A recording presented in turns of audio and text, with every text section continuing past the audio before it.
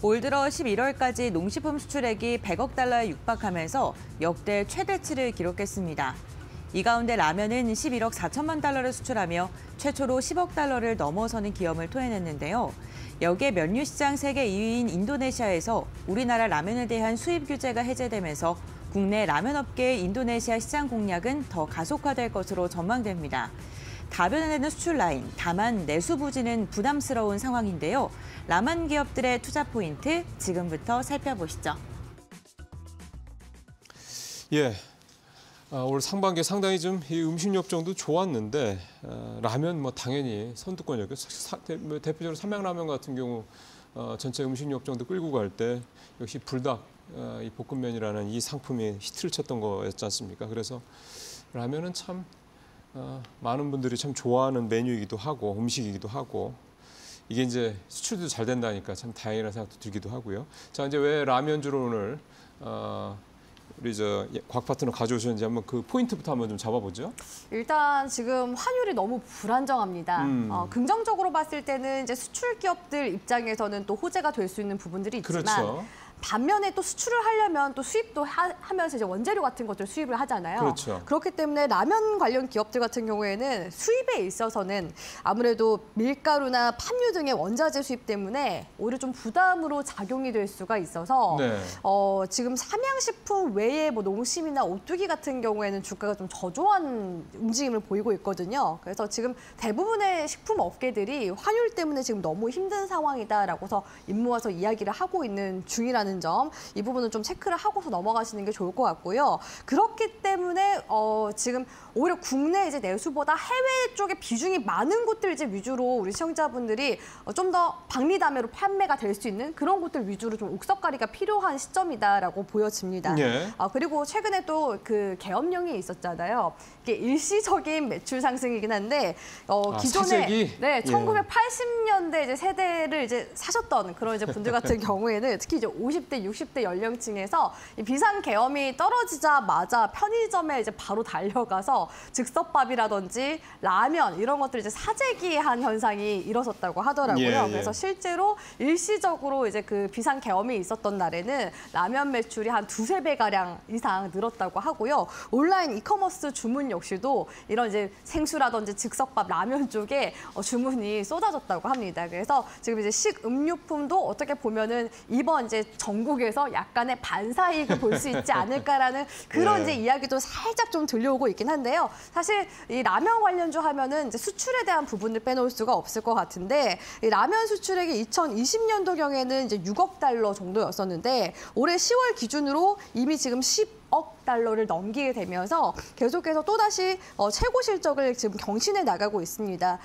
계속해서 이제 내수 시장 같은 경우에는 많이 좀 부진한 상황이기 때문에 이 고물가와 경기 침체 탓에 해외 실적 개선분을 최근에는 거의 국내 쪽에서 갉아먹고 있는 그런 이제 형국이라고 볼 수 있을 것 같고요. 일례로 이제 오뚜기 같은 경우에는 내수 비중이 거의 한 90%가 넘습니다. 해외 매출 비중이 낮은 편이거든요. 그러다 보니까 라면 3사 대표적인 라면 3사 중에서 주가 역시도 좀 부진한 움직임이 좀 계속해서 나와주는 것 같다라고 말씀드릴 수 있을 것 같고요. 확실히 지금 해외 비중이 가장 높은 곳은 삼양식품이라고 볼 수가 있습니다. 삼양식품의 해외 비중이 지금 현재 77% 정도에 달한다라고 볼 수 있을 것 같고요. 그렇기 때문에 라면 3사 관련주 중에서도 여전히 지금 대장격으로서의 지위와 주가 상승률 굉장히 강하게 보여주고 있다라고 볼 수가 있을 것 같습니다. 농심도 이제 뒤따라 가긴 하거든요. 농심 같은 경우에도 뭐 대표적인 신라면이 또 여러 가지 또 그 시리즈가 많이 나오고 있는 중이기 때문에 해외에서 호평을 얻고 있는 중이기도 하고 다만 해외 비중 같은 경우에는 37% 정도여서 아직 삼양식품에 많이 미치지는 못한다라고 볼 수가 있겠습니다. 그리고 이제 해외 매출 비중에 대해서 제가 말씀을 드렸었는데 이 해외 매출 비중을 또 너무 맹신하는 것도 조금 그 경계를 하는 게 중요하다라는 그런 목소리도 있거든요. 왜냐하면 국내 매출 증가폭이 해외 매출 증가폭보다 낮을 경우에는 오히려 이렇게 해외 매출 비중이 좀 높아지는 그런 착시가 일어날 수도 있어요. 비중을 가져가는 거니까. 네네. 그렇기 때문에 해외 배중 수치가 이제 유의미한지 그런 부분들도 잘 따져보시면서 계속해서 옥석 가리기 해나가시는 게 중요한 포인트라고 보고 있습니다. 예, 실제로 해외에서 얼마나 매출을 올리는지 포인트가 하나가 있고, 그러니까 결국 이제 이게 이제 환율과 관련돼서 좀 리스크를 덜어야 되는 측면이 중요한 거니까요. 네. 또 하나는 현지 생산 비중이 어느 정도인지, 또 현지 생산을 할 수 있는 어떤 그런 인프라를 잘 구축해 놓은 회사인지 이런 부분들을 좀 참고하셔야 될 필요가 있겠습니다. 자, 라면 관련주들 한번 좀 보죠. 자, 본별 앵커. 네, 라면과 관련된 기업들의 흐름 함께 확인해 보도록 하겠습니다. 우선 해외 매출 비중이 가장 큰 삼양식품 어제도 상승을 했습니다. 삼양식품은 지난달 기관의 매수세가 꾸준하게 유입됐고요. 이달 들어서도 기관이 연일 매수가 들어오고 있는 상황입니다. 주가도 반응하면서 4거래일 연속 상승 마감하는 데 성공을 했는데요. 수출이 많이 늘었습니다. 2년 전과 비교했을 때 2배가량 증가를 했고 그에 따라서 실적 역시나 긍정적으로 지금 찍히고 있는 상황입니다. 삼양식품과 함께 움직이는 불닭볶음면의 소스를 제공하는 업체이죠. S&D 같은 경우에도 굉장히 탄력적인 움직임이 나타나고 있고요. 역시나 마찬가지로 메이저 수급이 유입이 되면서 5거래일째 주가가 상승을 하고 있는 상황입니다. 전일에도 8%가량 강한 상승 나왔고요. 삼양식품이 오를 때 함께 동반돼서 상승하는 경향이 있는데 아무래도 시가총액이 조금 더 작다 보니까 훨씬 더 탄력적으로 움직인다는 점, 변동성이 크다는 점 체크해 보셔야 될 것 같습니다. 농심 같은 경우에는 0.8%가량 밀리면서 마감을 했습니다. 다만 농심이 인도네시아 시장 공략에 조금 더 힘을 쏟고 있고 미국의 공장을 갖고 있기 때문에 이로 인해서 관세에 대해서 조금 더 유리할 수 있다라는 분석은 나오고 있고요. 오뚜기 같은 경우에는 앞서 전해드린 바처럼 국내 비중이 굉장히 큰 기업입니다. 그렇기 때문에 3사 중에서는 어제도 하락폭이 좀 가장 컸다는 점도 체크해 보셔야 될 것 같고요. 풀무원 같은 경우에도 4.8%가량 하락하면서 전일 종가를 체결했습니다. 라면 가운데서도 종목별로 희비가 굉장히 엇갈리고 있는 상황인데요. 우리가 눈여겨봐야 될 종목은 어떤 게 있을까요? 지금부터 알아보시죠. 예, 라면주 좋습니다. 아침부터 참 반가운 이름이기도 합니다. 자, 일단 이제 라면주 한번 보죠. 사실은 라면을 직접 생산하는 회사들은 그렇게 많은 건 아니기 때문에 라면주 조금 더 좁혀서 볼 수 있을 것 같습니다. 저 우리 곽 파트너님 어느 종목 가져오셨어요? 네, 삼양식품 가지고 왔고요. 대장주네요. 네, 삼양식품이 지금 한 2거래일 정도 흐름도 좋고 또 삼양식품에 또 파생되어 있는 불닭볶음면 또 소스를 만드는 기업인 S&D 같은 경우에도 어제 급등세가 한번 나와줬기 네. 때문에 계속해서 관련 흐름들이 좀 연속성을 만들어 나가지 않을까라는 기대감에 삼양식품을 가지고 왔고요. 삼양식품 같은 경우에는 최근에 매출 실적이 1조 6천억 정도 됩니다. 그런데 지금 시가총액이 어느 정도 되냐면요. 4조 6천억 정도 되거든요.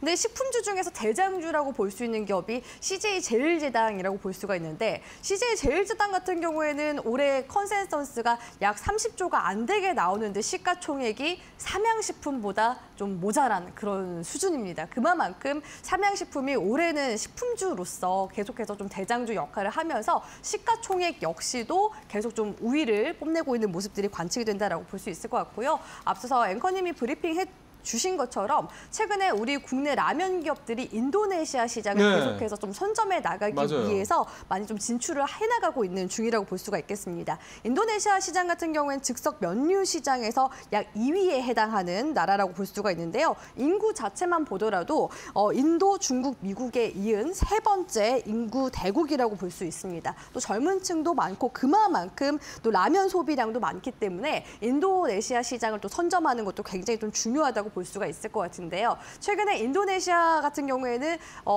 그 라면과 관련된 식품 쪽에 규제가 좀 해제가 된 그런 측면이 있기 때문에 향후 이제 통관 시간과 비용에 대한 부분들이 크게 좀 줄어들 것으로 기대가 되고 있어서 인도네시아 시장에 대한 전망들이 지금 계속 긍정적으로 나오고 있는 중이라고 볼 수 있을 것 같고요. 삼양식품 같은 경우에는 2019년도에는 일본, 그리고 2021년도에는 중국과 미국, 그리고 이번에 인도네시아 시장 진출까지 4번째 지금 해외 법인에 해당한다고 볼 수가 있겠습니다.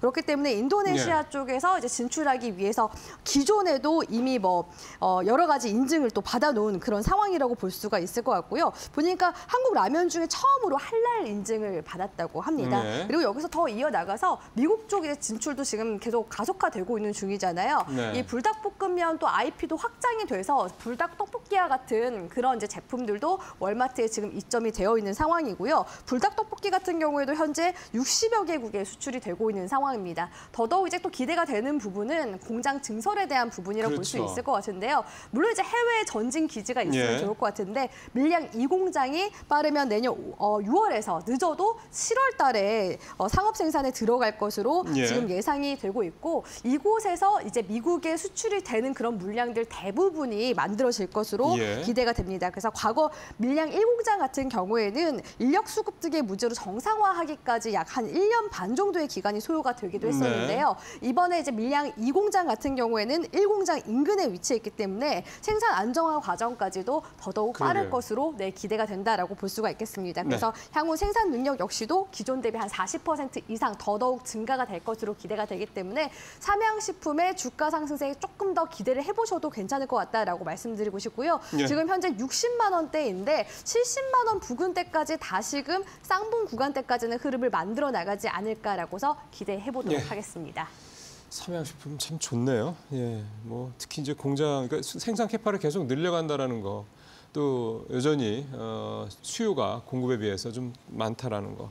그리고 아직도 지금 60여 개국에 수출해야 된다고 그러니까 아직도 안 판 나라가 되게 많다라는 거죠. 그러니까 앞으로도 팔로도 충분히 좀 늘어날 수 있다. 이런 성장성도 좀 기대가 된다. 이렇게 봐야 되겠습니다. 자, 마지막으로 우리 박 전문가님 라면주 농심인가요? 네, 농심을 안 할 수 없을 것 그렇죠. 같습니다. 네.